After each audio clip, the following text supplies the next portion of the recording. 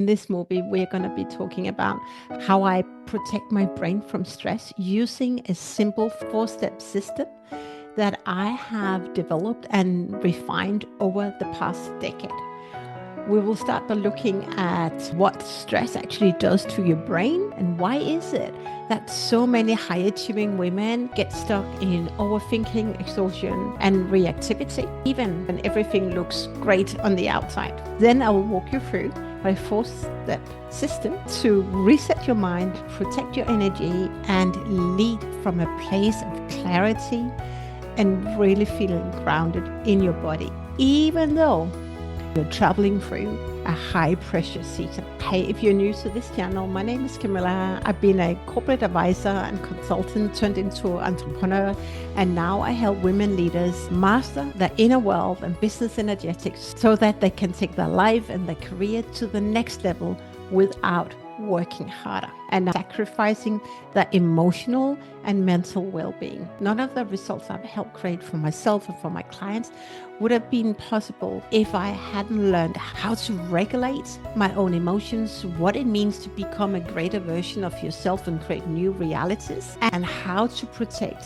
my brain from stress. If you're in a season where you want to think clearly, want to elevate your emotional intelligence, strengthen your resilience, take your resourcefulness to the next level, you're at the right place. Let's get into this. Let's zoom out a little bit.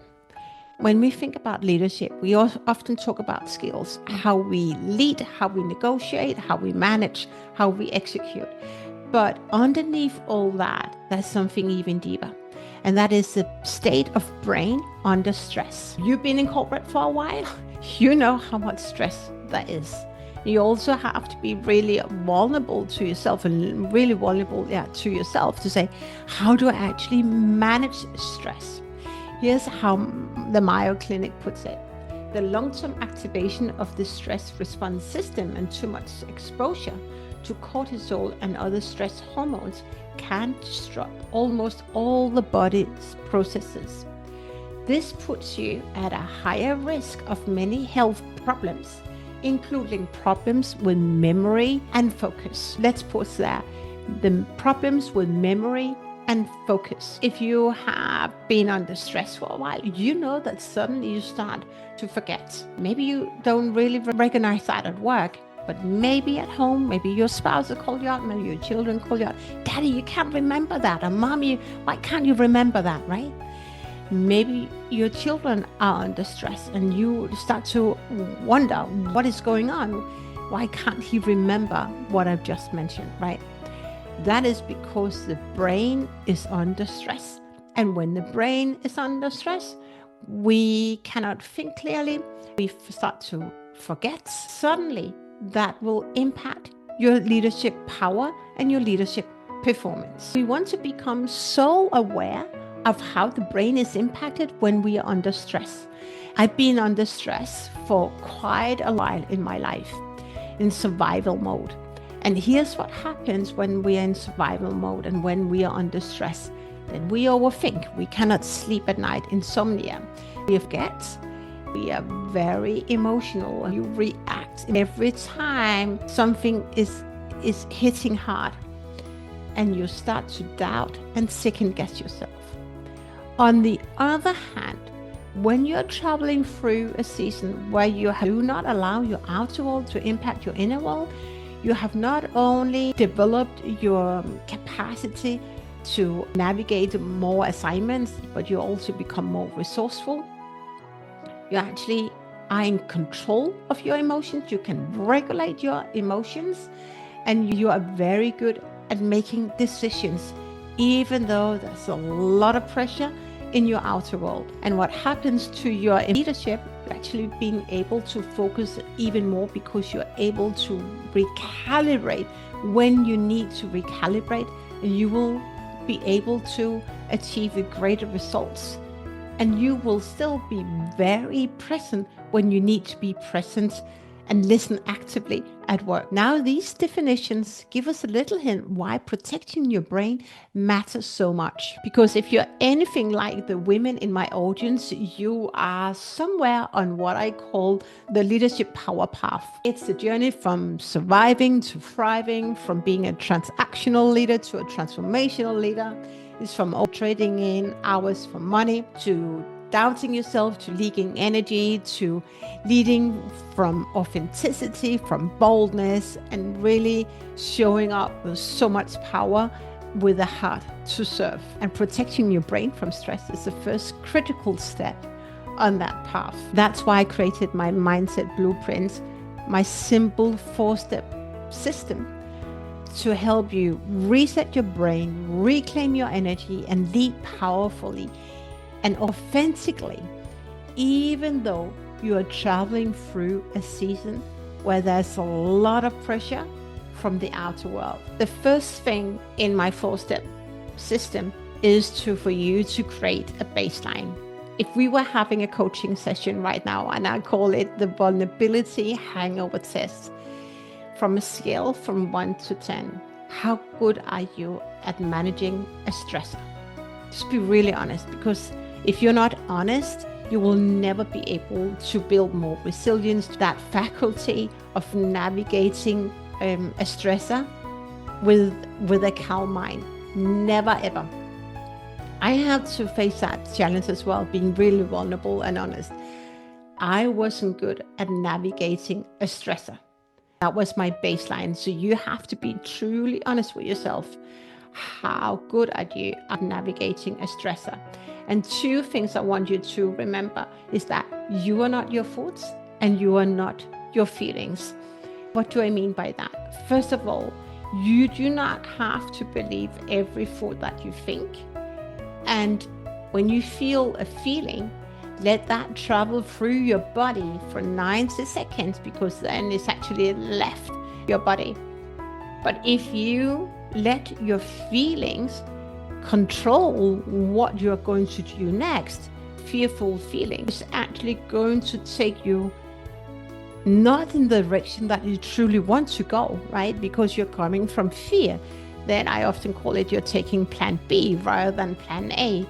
Do not listen to your feelings and do not listen to your thoughts. Be smarter and greater than your thoughts and smarter and greater than your feelings. It's something I had to learn the hard way.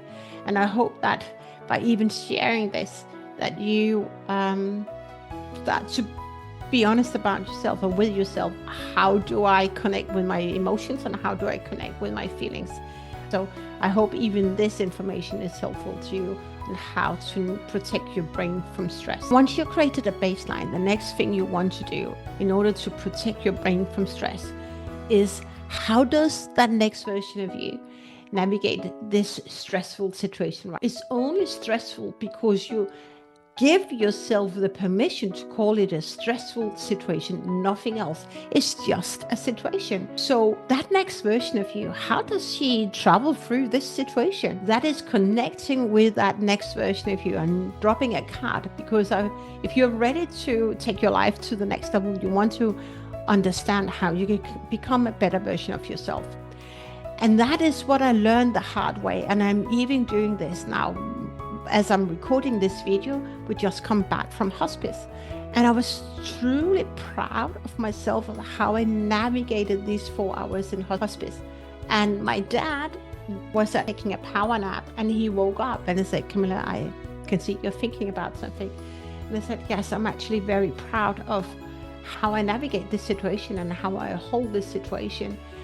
And I've been through a lot of stress.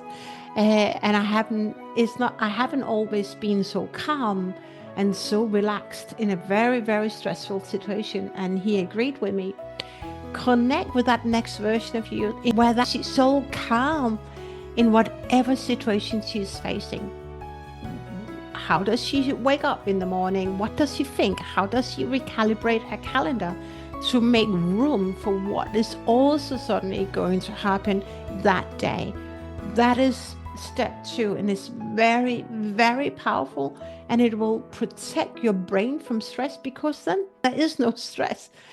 that is just another situation that you have to take time to deal with. Once you decided how you want to deal with any situation, right? And you don't want to use the word stress because then you're giving power away. Then you start to leak energy.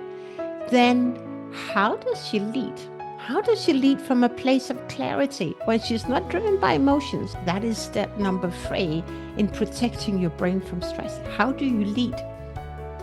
And when you start to be a bit emotional, how do you then get yourself to pause and ask, why is it that I'm getting emotional right now? Why is it that I'm allowing myself to be triggered?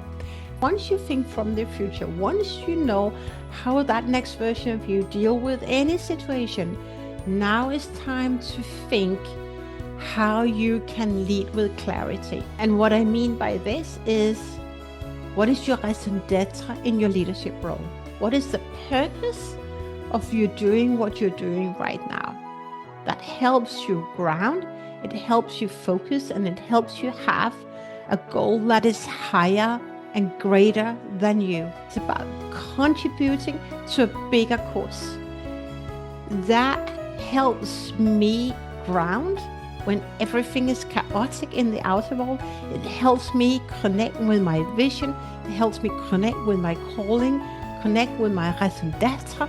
So for you, find your why, find your raison d'etre in your leadership role, because that will help you ground and will help you connect to something that is greater than you. It will give you peace. It will help you connect with gratitude for you creating impact and you serving others and you setting other people up for success. Hadn't I learned to connect with my vision, hadn't I learned to find my calling, I think I would have traveled through this past decade in a very, very different speed. So I just know as a lived experience that having a raison d'etre is very powerful when you want to protect your brain from stress. Last step in my personal 4-step system to protect my brain from stress is to continuously read myself and be on myself, because we are talking about how to be more resourceful. We're talking about how to be more resilient and not let stress, the outer world, impact your inner world, right? And I want to give you an example. This morning, I woke up with a little bit of headache. When I wake up and my heart and my head is not in sync, I wake up and can hear my brain waves. And that was a green flag. I immediately wanted to be curious about what is that sponsoring photo that gets my heart and brain not to be in sync. When I discovered where I was leaking energy, I could reset. And being so strong and being so emotional mature to be able to reset yourself, giving yourself time to breathe, giving yourself time to be curious about your fears is so powerful. You can reset yourself by connecting with your future self in daily meditations. I do that several times a day, being in nature, whatever you need to do in order to reset yourself. But remember, nothing changes unless you change. You are the only captain in your life. So learn to reclaim that power and borrow my belief that if I can reclaim power, if I can read myself, if I can reset my own mind, then you can do it too. And it's so powerful, and then you don't leak energy, you actually reclaim power. You can start being there for everyone else and not just be a transactional oriented leader, because when you're tired, you cannot think clearly, you cannot create. You need to be in your power, you need to be in flow for you to really create. And you are here for a reason. You are here as a higher performing woman. You are ready to create more impact. So you want to have your brain in flow. You want to protect your brain from stress. And the last bonus I just want to drop in here, because that's also a part of my personal mindset blueprint is that of a lamp. Maybe you followed me for a while. I'm dropping my short over here where I introduced the lamp, but it's very, very powerful. If you're traveling through a season, maybe a divorce, maybe you are reporting into a leader who you do not feel sees you, every time you think about that name or you get emotionally charged, then do not give it any meaning. And I call that the lamp effect. Every thought, everything, every situation, make that the lamp. This is just a tea mug. I'm not emotionally charged to this tea mug. It's just a mug. I have my dream tea in here, right? It's just a mug. So whenever you think of something that puts your heart on fire, I was just about to say something that's really so nice, right? Then when you're challenged, then you get to practice the lamp effect. It's just a lamp. It's just a lamp, that thought. Oftentimes when people are not emotionally mature, they believe every thought that they think, and they allow the thoughts and allow their emotions to control their life. That is waste of life. I don't want you to waste life. So whenever you're thinking about something that doesn't set you up for success, remember the lamp effect or the tea mug effect. It's just a mug. It's just a lamp. You don't give any power. You don't leak any energy to a mug or a lamp. Very, very powerful. And when you practice this just for a couple of days, you will see yourself being grounded, and you will see that your outer world shifts. So that was the end of the video. If you found value in this video, I'm sure you're ready to break the habit of being yourself. And I recommend watching this video series, or at least one of them, on how to break the habit of being yourself. It's so powerful. Thank you for being here. I hope to see you in the next one. Bye for now.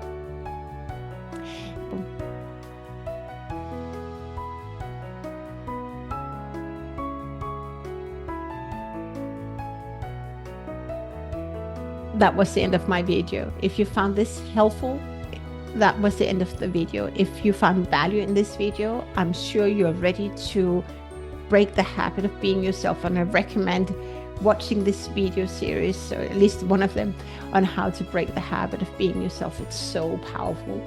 Thank you for being here. I hope to see you in the next one. Bye for now.